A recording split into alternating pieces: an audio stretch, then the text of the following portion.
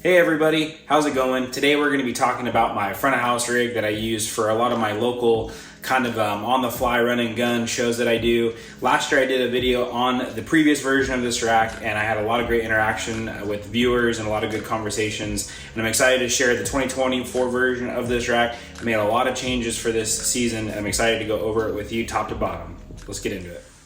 So let's start out with the rack itself. Everything is living in a SKB Studio Flyer 4U.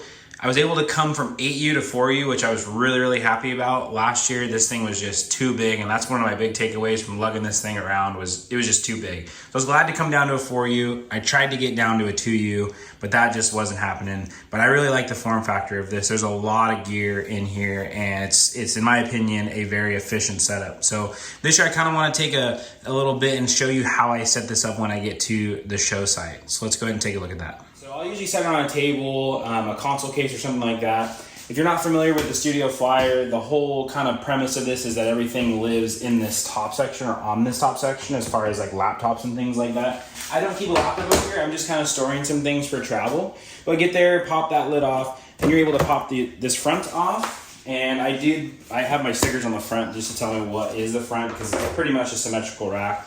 And then I'm able to pull the same lid on the back.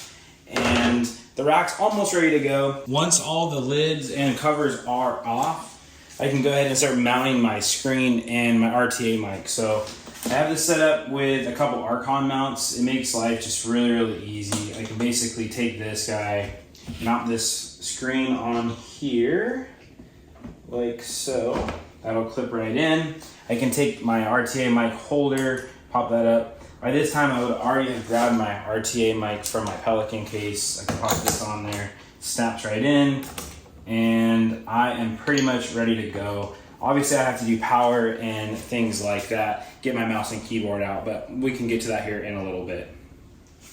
So now let's take a look at the back of the rack once the lid is off. So I just flipped it around so you could see it a little better, but I would pull out just a handful of cables, the PowerCon cable that plugs into the patch panel here, an EtherCon cable, which we'll talk about what that's for in a minute. I pull out my Magic Trackpad, pop that open, throw this on the surface, pull out the keyboard, flip that on, and then I would take my power and video for this screen, plug the screen in. This screen is bus powered, which is really nice, so there's no external power supply there as well, it just comes off the computer. The last thing that I do is down here, I pull off this XLR comes up to the RTA mic so I can pick which pre on the interface I'd like to go into. So I usually use one, plug that in, now everything is hot. I'm gonna go ahead and pull these cattails out and we'll talk about these ones in a minute. But now the rack is ready for the next step, which is getting it hooked up to an audio console. So before I show the final step of plugging this rig into a console, let's just go over the different components in this rack. So up top we have an Arzopa 14-inch bus-powered monitor.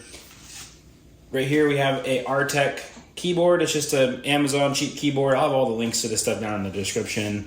I have a Apple Magic Trackpad.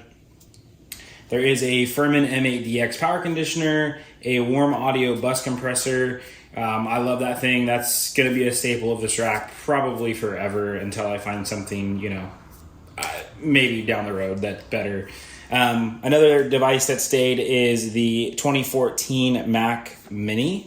And then next to that, new for this kind of revision is a Motu M4. I changed interfaces from a 4x4 Focusrite to this Motu, and I'll be honest, I haven't used it a lot, but I'm excited to get some more use out of it. I really like the screen and how the metering works. It just feels like an awesome display, or an awesome interface, excuse me.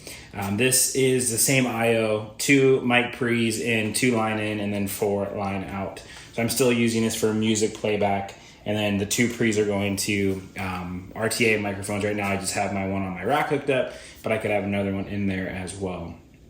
I also run in the 3rd and the 4th. Sometimes I'll run a Cubbies or something like that off an audio console. So Another thing I really like about these SKB Studio Flyers is on the front and the back, they have these two little kind of pockets. I don't know, cubbies if you call them. Take your Sennheiser or your Shure or your whatever Botix bags that you have, and you can just throw them in the front, and it's just kind of a little extra storage. You're not going to get a lot of stuff in there, but you can throw some cables or whatever you need to that'll fit in those little cubbies. All right, so let's talk about the back of this rack. I'm not going to go into super high detail. I did go into a lot more detail last year in my video, and I'll link that right here on the screen so you can go back to that if you'd like. But let's just go over the patch panel left to right and kind of take a look. So starting at the left here, that is just a weather-rated Ethercon cable. That is for network into the Mac Mini. So if I need to bring Dante or Waves or anything like that into the rack, I can. There is another cable that runs up to the top. So if I want to plug my MacBook Pro in and run Waves data, I can do that. Next to that is an HDMI port. That's the only port I'm not currently using. I just haven't had a need for that yet with the screen coming right off the back of the computer directly. Next to that's just two USB 3.0 ports. So that's any flash drives or anything like that, or any other serial devices that I need to bring into the computer. I can just plug in there and not have to reach my hand into the computer. These, once we start getting to these audio cables, our audio inputs, that's when we get to the interface IO. So you have the 4 inputs from the Motu M4, and I know I need to get new labels. These things have seen a lot of use, but I can still tell what they are. So you have 2 preamp inputs from the Motu M4, and then you have your 2 line inputs from the Motu M4, and then you have your 4 line outputs from the Motu M4. Basically, by default, I run Mac left right, so all my playback comes from the Mac Mini out these 2 lines. I run my oscillator line out of this line right here, so I can feed a console with that one, and then I have just a spare output if I need to send anything to another area. So a lot of times I can loop that back into the interface if I need to do something for tuning or whatever. And the last one, this is my favorite port. So this is another Ethercon port, but you can't see it, but tucked up in the rack there is a Whirlwind Catapult Mini. It is a set of Cattails audio over Cat. I've changed the that to be 2 sends and 2 returns. So those are plugging into the warm audio bus compressor. And if you remember from earlier, you notice I pulled out a set of Cattails and a Ethercon cable from the back of the rack, or from the top of the rack, I should say. What I can do with these cables is I've also changed this one to be 2 sends and 2 returns. So I can drop this into the doghouse of an audio console or whatever audio console I'm on for that day. I can take this Ethercon cable, pop it into that Ethercon port, and I now have all 4 of my audio lines, my stereo insert already patched for my bus compressor. It's really nice, so that way I don't have to take or go find 4 XLRs and try to tape them together. It just gets a little messy. So with this, it's just very clean. And for some reason, 5 feet, whatever this is enough. I can just find another Ethercon cable and be on my way. So that's pretty much it. Functionally, this rack works exactly the same, just with a few kind of efficiency improvements.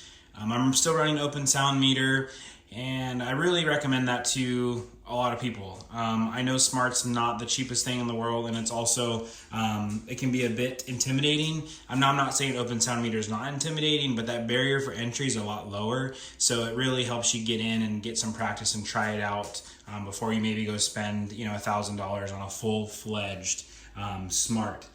This software will do all the basic things that you would need it to do, and like I said, it's free, and you can get a decent RTA mic now for a couple $100. Grab an interface, and you're off to the races, and you can play with it. I still am running the single screen. I thought about doing dual screens, but I really, with the functionality of the trackpad, I can have my open sound meter and my playback just really it's a quick swipe. It's so easy. I just said, let's just keep it one screen and keep this track just as minimalistic as possible. One of the things I would like to do in the future is get an upgraded Mac Mini so I can just do a single USB-C cable into the monitor to feed both power and video. But in the meantime, I couldn't justify the cost increase, so I just ran an HDMI cable as well. It's not that much more difficult to get plugged in, but overall, like I said, I'm really happy with this rack. I hope all of you enjoy this video. If you have any questions, do not hesitate to reach out. If you have any recommendations, don't hesitate to reach out either.